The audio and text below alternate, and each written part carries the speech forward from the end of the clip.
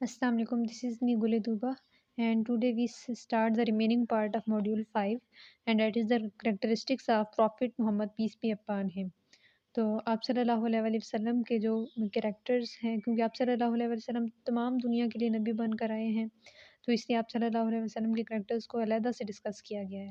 So let us discuss because حضرت محمد صلی اللہ علیہ وسلم was the last prophet and messenger of Allah, and his prophets teachings contain the lesson of every prophet, so that جو اس میں پرانے جو آپ صلی اللہ علیہ وسلم کو تعلیمات عطا کی گئیں، اس میں باقی سارے پیغمبروں کے بارے میں بھی ذکر ہے قرآن پاک میں.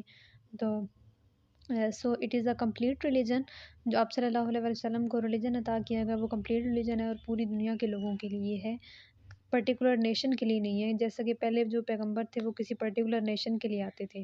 آل دا prophets who came before him for a particular nation, time and religion, but حضرت محمد صلی اللہ علیہ وآلہ وسلم are for all mankind, all nations and all eras. As the very important verse of Al-Ma'idah, today I have perfected your deen for you and have completed my blessings upon you and have chosen for you Islam deen as a complete code of life. کہ یہ تو بہت important آیت مبارکہ ہے کہ آج میں نے تمہارا دین مکمل کر دیا اور تم پر اپنی نعمت تمام کر دی اور تمہارے لیے اسلام کو بطور دین چن لیا، پسند کر لیا. پریزرویشن آف دا سنہ. نیکسٹ یہ ہے کہ ایسا کوئی بھی پروفٹ نہیں ہے یا ایسا کوئی بھی کنگ نہیں ہے ہسٹری میں کہ جس کی پوری لائف ہسٹری کو سٹور کیا گیا ہو، پوری لائف ہسٹری کو وہ تحریر کیا گیا ہو. تحریری شکل میں آپ صلی اللہ علیہ وسلم کی پوری زندگی سنہ کی شکل میں ہمارے پاس موجود ہے.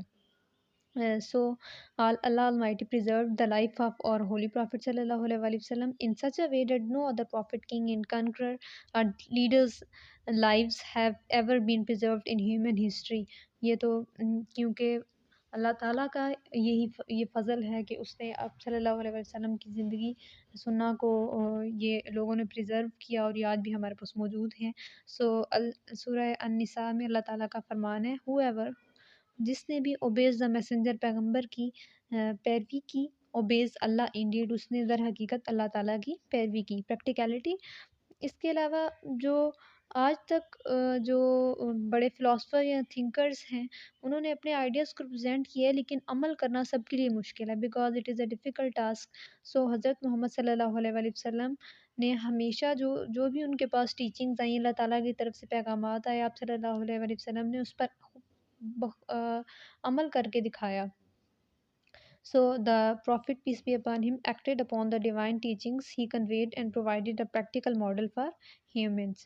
سورہ الحزاب میں ذکر ہے in truth، در حقیقت in the second person of Allah's messenger، اللہ تعالیٰ کی پیغمبر کی زندگی میں there is for you a most perfect and beautiful model، تمہارے لیے بہترین اور مکمل خوبصورت نمونہ موجود ہے. یہ بھی بہت امپورٹنٹ آیت مبارکہ ہے. لقد کان لکم فی رسول اللہ اسوۃ حسنہ.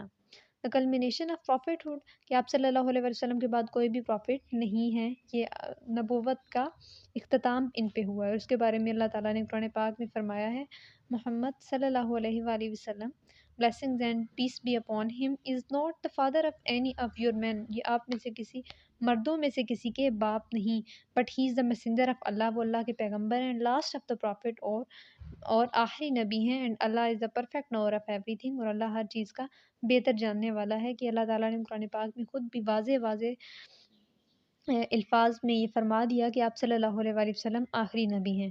And the last point is requirements of faith in the prophet Muhammad peace be upon him, کہ آپ صلی اللہ علیہ وسلم پر ایمان لانا جو ہے وہ ایک اسلام کا بہت امپورٹنٹ جز ہے. اگر یہی نکال دیا جائے تو پھر آپ کا ایمان جو ہے اس سے خطرے میں پڑ جاتا ہے. تو آپ صلی اللہ علیہ وسلم پر یقین ایمان کا حصہ ہے.